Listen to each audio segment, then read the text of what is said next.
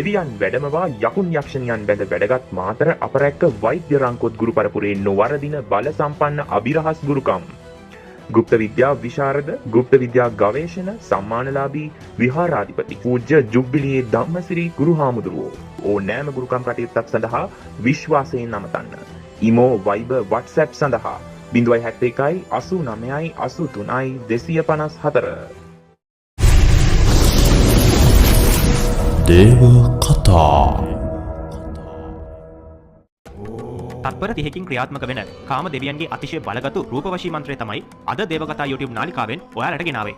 ඔයාගේ හිතේ ඉන්න ඕනම කෙනෙක් අසුරු සැනකින් ඔයා වෙතට ආකර්ෂණය කරවන්න පුළුවන් බලයක් තියෙන මේ මන්ත්‍රය ඔයා අහනකොට එයාගේ රූපය ගැන විතරක්ම හිතන්න ඕනේ. ඒ කියන්නේ ඔයාගේ හිතේ ඉන්න කෙනාගේ බාහිර පෙනුම, ඇවිදින විදිහ, hina වෙන විදිහ වගේ දේවල් හිතින් හිතාගෙන තමයි ඔයා මේ මන්ත්‍රය අහන්න ඕනේ. ඒ වගේම කොයිම වෙලාවකවත් වෙන වෙන දේවල් වලට අවධානය යොමු කරන්න එපා මේ මන්ත්‍රය අහනකොට. ඔයා මේ විදිහට මේ මන්ත්‍රය අහනකොට ඔයා එයාගේ රූපයට ආකර්ෂණය වෙලා තියෙන විදිහටම එයත් ඔයාගේ රූපයට ආකර්ෂණය වෙන්න ගන්නවා හරියට කාන්දමක් වගේ. ඉතින් ඔයා කලින් කිව්ව විදිහටම මේ මන්ත්‍රය අහනවා නම් අහලා ඉවර වෙන්නත් කලින් මොනම ක්‍රමයකින් හරි ඔයාට පොඩි ඉඟියක් ලැබෙනවා. ඒ වගේම ඔයාට මේ මොහොතේම යම්කිසි ඉඟියක් ලැබුණත් උපරිම ප්‍රතිඵල ලබා ගැනීමට අනිවාර්යයෙන්ම දින 21ක් සම්පූර්ණ වෙනතුරු සෑම දිනකම පහසු වේලාවක මන්ත්‍රයට සවන් දෙන්න. එතකොට තමයි ඔයාට ස්ථීර ප්‍රතිඵල ලැබෙන්න පටන් ගන්නෙ. ඉතින් ඔයාගේ හිතේ තියෙන කාරණාව ඒ විදිහටම ඉටු වෙන්න කාම දෙවියන්ගේ ආශිර්වාදය ලැබෙන්න කියලා අපි හදවතින්ම ප්‍රාර්ථනා කරනවා. ඉතින් මේ මන්ත්‍රය ශ්‍රවණය කරන්න කලින් දේවකතා YouTube නාලිකාව තාමත් ඔයා subscribe කරලා නැත්නම් අපිව subscribe කරලම හිතේ විශ්වාසයෙන් මෙතෙන් සිට මන්ත්‍රයට සවන් දීම ආරම්භ කරන්න. ह्रीं कामदेवाय सम्मोहन प्रियाय वश्येत् कामं करोति पुष्पभानस्य अङ्गोपाङ्गं रूपकान्ति समृद्धिं वश्य भवेत् सर्वाकर्षण परं लिखेत् द्रां द्रीं क्लीं स्वाहा. ह्रीं कामदेवाय सम्मोहन प्रियाय वश्येत् कामं करोति पुष्पभानस्य अङ्गोपाङ्गं रूपकान्ति समृद्धिं वश्य भवेत् सर्वाकर्षण परं लिखेत् द्रां द्रीं क्लीं स्वाहा. ह्रीं कामदेवाय सम्मोहन प्रियाय वश्येत् कामं करोति पुष्पभानस्य अङ्गोपाङ्गं रूपकान्ति समृद्धिं वश्य भवेत् सर्वाकर्षण परं लिखेत् द्रां द्रीं क्लीं स्वाहा. ह्रीं कामदेवाय सम्मोहन प्रियाय वश्येत् कामं करोति पुष्पभानस्य अङ्गोपाङ्गं रूपकान्ति समृद्धिं वश्य भवेत् सर्वाकर्षण परं लिखेत् द्रां द्रीं क्लीं स्वाहा. ह्रीं कामदेवाय सम्मोहन प्रियाय वश्येत् कामं करोति पुष्पभानस्य अङ्गोपाङ्गं रूपकान्ति समृद्धिं वश्य भवेत् सर्वाकर्षण परं लिखेत् द्रां द्रीं क्लीं स्वाहा. ह्रीं कामदेवाय सम्मोहन प्रियाय वश्येत् कामं करोति पुष्पभानस्य अङ्गोपाङ्गं रूपकान्ति समृद्धिं वश्य भवेत् सर्वाकर्षण परं लिखेत् द्रां द्रीं क्लीं स्वाहा.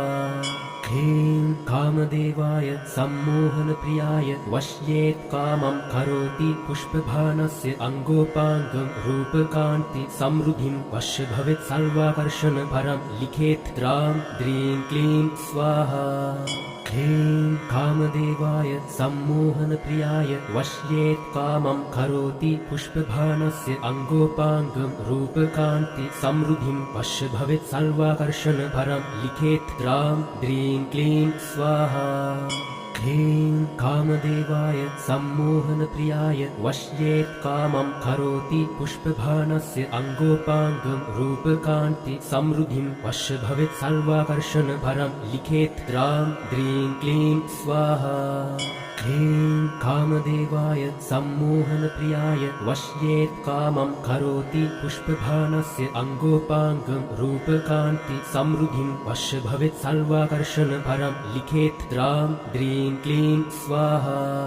ह्रीं कामदेवाय सम्मोहन प्रियाय वश्येत् कामं करोति पुष्पभानस्य अङ्गोपाङ्गं रूपकान्ति समृद्धिं वश्य भवेत् सर्वाकर्षण परं लिखेत् द्रां द्रीं क्लीं स्वाहा. ह्रीं कामदेवाय सम्मोहन प्रियाय वश्येत् कामं करोति पुष्पभानस्य अङ्गोपाङ्गं रूपकान्ति समृद्धिं वश्य भवेत् सर्वाकर्षण परं लिखेत् द्रां द्रीं क्लीं स्वाहा. ह्रीं कामदेवाय सम्मोहनप्रियाय वश्येत् कामं करोति पुष्पभानस्य अङ्गोपाङ्गं रूपकान्ति समृद्धिं वश्य भवेत् सर्वाकर्षण परं लिखेत् द्रां द्रीं क्लीं स्वाहा ह्रीं कामदेवाय सम्मोहनप्रियाय वश्येत् कामं करोति पुष्पभानस्य अङ्गोपाङ्गं रूपकान्ति समृद्धिं वश्य भवेत् सर्वाकर्षण परं लिखेत् द्रां द्रीं क्लीं स्वाहा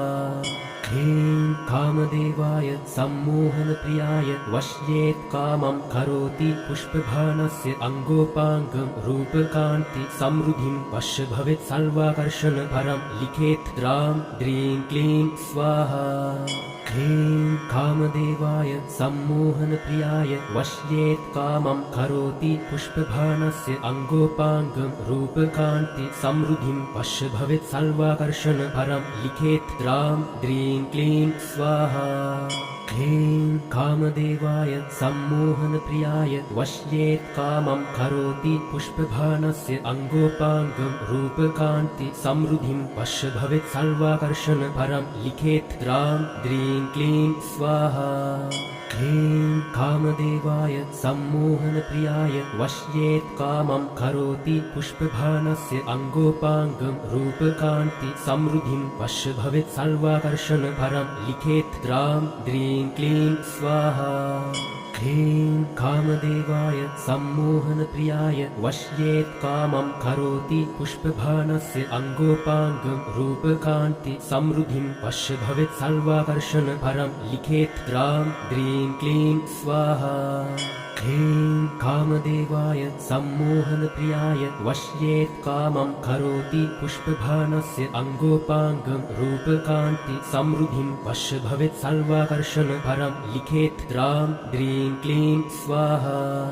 ह्रीं कामदेवाय सम्मोहनप्रियाय वश्येत् कामं करोति पुष्पभानस्य अङ्गोपाङ्गं रूपकान्ति समृद्धिं वश्य भवेत् सर्वाकर्षण परं लिखेत् द्रां द्रीं क्लीं स्वाहा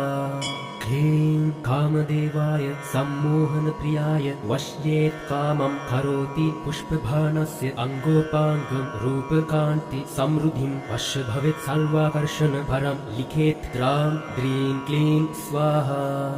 ह्रीं कामदेवाय सम्मोहनप्रियाय वश्येत् कामं करोति पुष्पभानस्य अङ्गोपाङ्गं रूपकान्ति समृद्धिं वश्य भवेत् सर्वाकर्षण परं लिखेत् द्रां द्रीं क्लीं स्वाहा ह्रीं कामदेवाय सम्मोहनप्रियाय वश्येत् कामं करोति पुष्पभानस्य अङ्गोपाङ्गं रूपकान्ति समृद्धिं वश्य भवेत् सर्वाकर्षण परं लिखेत् द्रां द्रीं क्लीं स्वाहा ह्रीं कामदेवाय सम्मोहनप्रियाय वश्येत् कामं करोति पुष्पभानस्य अङ्गोपाङ्गं रूपकान्ति समृद्धिं वश्य भवेत् सर्वाकर्षण परं लिखेत् द्रां द्रीं क्लीं स्वाहा ह्रीं कामदेवाय सम्मोहनप्रियाय वश्येत् कामं करोति पुष्पभानस्य अङ्गोपाङ्गं रूपकान्ति समृद्धिं वश्य भवेत् सर्वाकर्षण परं लिखेत् द्रां द्रीं क्लीं स्वाहा ह्रीं कामदेवाय सम्मोहनप्रियाय वश्येत् कामं करोति पुष्पभानस्य अङ्गोपाङ्गं रूपकान्ति समृद्धिं वश्य भवेत् सर्वाकर्षण परं लिखेत् द्रां द्रीं क्लीं स्वाहा ह्रीं कामदेवाय सम्मोहनप्रियाय वश्येत् कामं करोति पुष्पभानस्य अङ्गोपाङ्गं रूपकान्ति समृद्धिं वश्य भवेत् सर्वाकर्षण परं लिखेत् द्रां द्रीं क्लीं स्वाहा ह्रीं कामदेवाय सम्मोहनप्रियाय वश्येत् कामं करोति पुष्पभानस्य अङ्गोपाङ्गं रूपकान्ति समृद्धिं वश्य भवेत् सर्वाकर्षण परं लिखेत् द्रां द्रीं क्लीं स्वाहा ह्रीं कामदेवाय सम्मोहनप्रियाय वश्येत् कामं करोति पुष्पभानस्य अङ्गोपाङ्गं रूपकान्ति समृद्धिं वश्य भवेत् सर्वाकर्षण परं लिखेत् द्रां द्रीं क्लीं स्वाहा ह्रीं कामदेवाय सम्मोहनप्रियाय वश्येत् कामं करोति पुष्पभानस्य अङ्गोपाङ्गं रूपकान्ति समृद्धिं वश्य भवेत् सर्वाकर्षण परं लिखेत् द्रां द्रीं क्लीं स्वाहा ह्रीं कामदेवाय सम्मोहनप्रियाय वश्येत् कामं करोति पुष्पभानस्य अङ्गोपाङ्गं रूपकान्ति समृद्धिं वश्य भवेत् सर्वाकर्षण परं लिखेत् द्रां द्रीं क्लीं स्वाहा ह्रीं कामदेवाय सम्मोहनप्रियाय वश्येत् कामं करोति पुष्पभानस्य अङ्गोपाङ्गं रूपकान्ति समृद्धिं वश्य भवेत् सर्वाकर्षण परं लिखेत् द्रां द्रीं क्लीं स्वाहा ह्रीं कामदेवाय सम्मोहनप्रियाय वश्येत् कामं करोति पुष्पभानस्य अङ्गोपाङ्गं रूपकान्ति समृद्धिं वश्य भवेत् सर्वाकर्षण परं लिखेत् द्रां द्रीं क्लीं स्वाहा ह्रीं कामदेवाय सम्मोहनप्रियाय वश्येत् कामं करोति पुष्पभानस्य अङ्गोपाङ्गं रूपकान्ति समृद्धिं वश्य भवेत् सर्वाकर्षण परं लिखेत् द्रां द्रीं क्लीं स्वाहा ह्रीं कामदेवाय सम्मोहनप्रियाय वश्येत् कामं करोति पुष्पभानस्य अङ्गोपाङ्गं रूपकान्ति समृद्धिं वश्य भवेत् सर्वाकर्षण परं लिखेत् द्रां द्रीं क्लीं स्वाहा ह्रीं कामदेवाय सम्मोहनप्रियाय वश्येत् कामं करोति पुष्पभानस्य अङ्गोपाङ्गं रूपकान्ति समृद्धिं वश्य भवेत् सर्वाकर्षण परं लिखेत् द्रां द्रीं क्लीं स्वाहा ह्रीं कामदेवाय सम्मोहनप्रियाय वश्येत् कामं करोति पुष्पभानस्य अङ्गोपाङ्गं रूपकान्ति समृद्धिं वश्य भवेत् सर्वाकर्षण परं लिखेत् द्रां द्रीं क्लीं स्वाहा ह्रीं कामदेवाय सम्मोहनप्रियाय वश्येत् कामं करोति पुष्पभानस्य अङ्गोपाङ्गं रूपकान्ति समृद्धिं वश्य भवेत् सर्वाकर्षण परं लिखेत् द्रां द्रीं क्लीं स्वाहा ह्रीं कामदेवाय सम्मोहनप्रियाय वश्येत् कामं करोति पुष्पभानस्य अङ्गोपाङ्गं रूपकान्ति समृद्धिं वश्य भवेत् सर्वाकर्षण परं लिखेत् द्रां द्रीं क्लीं स्वाहा ह्रीं कामदेवाय सम्मोहनप्रियाय वश्येत् कामं करोति पुष्पभानस्य अङ्गोपाङ्गं रूपकान्ति समृद्धिं वश्य भवेत् सर्वाकर्षण परं लिखेत् द्रां द्रीं क्लीं स्वाहा ह्रीं कामदेवाय सम्मोहनप्रियाय वश्येत् कामं करोति पुष्पभानस्य अङ्गोपाङ्गं रूपकान्ति समृद्धिं वश्य भवेत् सर्वाकर्षण परं लिखेत् द्रां द्रीं क्लीं स्वाहा ह्रीं कामदेवाय सम्मोहनप्रियाय वश्येत् कामं करोति पुष्पभानस्य अङ्गोपाङ्गं रूपकान्ति समृद्धिं वश्य भवेत् सर्वाकर्षण परं लिखेत् द्रां द्रीं क्लीं स्वाहा ह्रीं कामदेवाय सम्मोहनप्रियाय वश्येत् कामं करोति पुष्पभानस्य अङ्गोपाङ्गं रूपकान्ति समृद्धिं वश्य भवेत् सर्वाकर्षण परं लिखेत् द्रां द्रीं क्लीं स्वाहा ह्रीं कामदेवाय सम्मोहनप्रियाय वश्येत् कामं करोति पुष्पभानस्य अङ्गोपाङ्गं रूपकान्ति समृद्धिं वश्य भवेत् सर्वाकर्षण परं लिखेत् द्रां द्रीं क्लीं स्वाहा ह्रीं कामदेवाय सम्मोहनप्रियाय वश्येत् कामं करोति पुष्पभानस्य अङ्गोपाङ्गं रूपकान्ति समृद्धिं वश्य भवेत् सर्वाकर्षण परं लिखेत् द्रां द्रीं क्लीं स्वाहा ह्रीं कामदेवाय सम्मोहनप्रियाय वश्येत् कामं करोति पुष्पभानस्य अङ्गोपाङ्गं रूपकान्ति समृद्धिं वश्य भवेत् सर्वाकर्षण परं लिखेत् द्रां द्रीं क्लीं स्वाहा ह्रीं कामदेवाय सम्मोहनप्रियाय वश्येत् कामं करोति पुष्पभानस्य अङ्गोपाङ्गं रूपकान्ति समृद्धिं वश्य भवेत् सर्वाकर्षण परं लिखेत् द्रां द्रीं क्लीं स्वाहा ह्रीं कामदेवाय सम्मोहनप्रियाय वश्येत् कामं करोति पुष्पभानस्य अङ्गोपाङ्गं रूपकान्ति समृद्धिं वश्य भवेत् सर्वाकर्षणपरं लिखेत् द्रां द्रीं क्लीं स्वाहा ह्रीं कामदेवाय सम्मोहनप्रियाय वश्येत् कामं करोति पुष्पभानस्य अङ्गोपाङ्गं रूपकान्ति समृद्धिं वश्य भवेत् सर्वाकर्षणपरं लिखेत् द्रां द्रीं क्लीं स्वाहा ह्रीं कामदेवाय सम्मोहनप्रियाय वश्येत् कामं करोति पुष्पभानस्य अङ्गोपाङ्गं रूपकान्ति समृद्धिं वश्य भवेत् सर्वाकर्षणपरं लिखेत् द्रां द्रीं क्लीं स्वाहा ह्रीं कामदेवाय सम्मोहनप्रियाय वश्येत् कामं करोति पुष्पभानस्य अङ्गोपाङ्गं रूपकान्ति समृद्धिं वश्य भवेत् सर्वाकर्षणपरं लिखेत् द्रां द्रीं क्लीं स्वाहा ह्रीं कामदेवाय सम्मोहनप्रियाय वश्येत् कामं करोति पुष्पभानस्य अङ्गोपाङ्गं रूपकान्ति समृद्धिं वश्य भवेत् सर्वाकर्षणपरं लिखेत् द्रां द्रीं क्लीं स्वाहा ह्रीं कामदेवाय सम्मोहनप्रियाय वश्येत् कामं करोति पुष्पभानस्य अङ्गोपाङ्गं रूपकान्ति समृद्धिं वश्य भवेत् सर्वाकर्षणपरं लिखेत् द्रां द्रीं क्लीं स्वाहा ह्रीं कामदेवाय सम्मोहनप्रियाय वश्येत् कामं करोति पुष्पभानस्य अङ्गोपाङ्गं रूपकान्ति समृद्धिं वश्य भवेत् सर्वाकर्षणपरं लिखेत् द्रां द्रीं क्लीं स्वाहा ह्रीं कामदेवाय सम्मोहनप्रियाय वश्येत् कामं करोति पुष्पभानस्य अङ्गोपाङ्गं रूपकान्ति समृद्धिं वश्य भवेत् सर्वाकर्षणपरं लिखेत् द्रां द्रीं क्लीं स्वाहा ह्रीं कामदेवाय सम्मोहनप्रियाय वश्येत् कामं करोति पुष्पभानस्य अङ्गोपाङ्गं रूपकान्ति समृद्धिं वश्य भवेत् सर्वाकर्षणपरं लिखेत् द्रां द्रीं क्लीं स्वाहा ह्रीं कामदेवाय सम्मोहनप्रियाय वश्येत् कामं करोति पुष्पभानस्य अङ्गोपाङ्गं रूपकान्ति समृद्धिं वश्य भवेत् सर्वाकर्षणपरं लिखेत् द्रां द्रीं क्लीं स्वाहा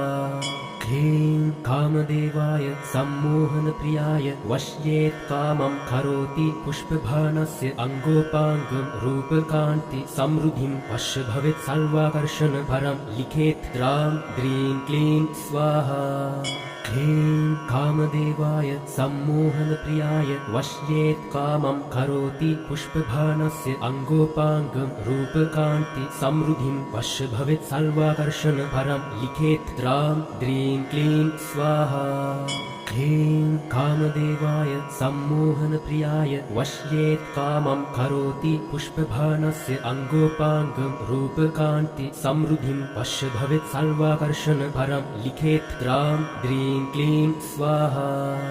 ह्रीं कामदेवाय सम्मोहनप्रियाय वश्येत् कामं करोति पुष्पभानस्य अङ्गोपाङ्गं रूपकान्ति समृद्धिं वश्य भवेत् सर्वाकर्षणपरं लिखेत् द्रां द्रीं क्लीं स्वाहा ह्रीं कामदेवाय सम्मोहनप्रियाय वश्येत् कामं करोति पुष्पभानस्य अङ्गोपाङ्गं रूपकान्ति समृद्धिं वश्य भवेत् सर्वाकर्षणपरं लिखेत् द्रां द्रीं क्लीं स्वाहा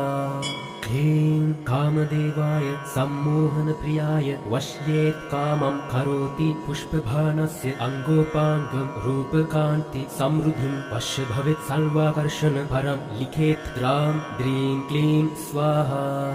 ह्रीं कामदेवाय सम्मोहनप्रियाय वश्येत् कामं करोति पुष्पभानस्य अङ्गोपाङ्गं रूपकान्ति समृद्धिं वश्य भवेत् सर्वाकर्षणपरं लिखेत् द्रां द्रीं क्लीं स्वाहा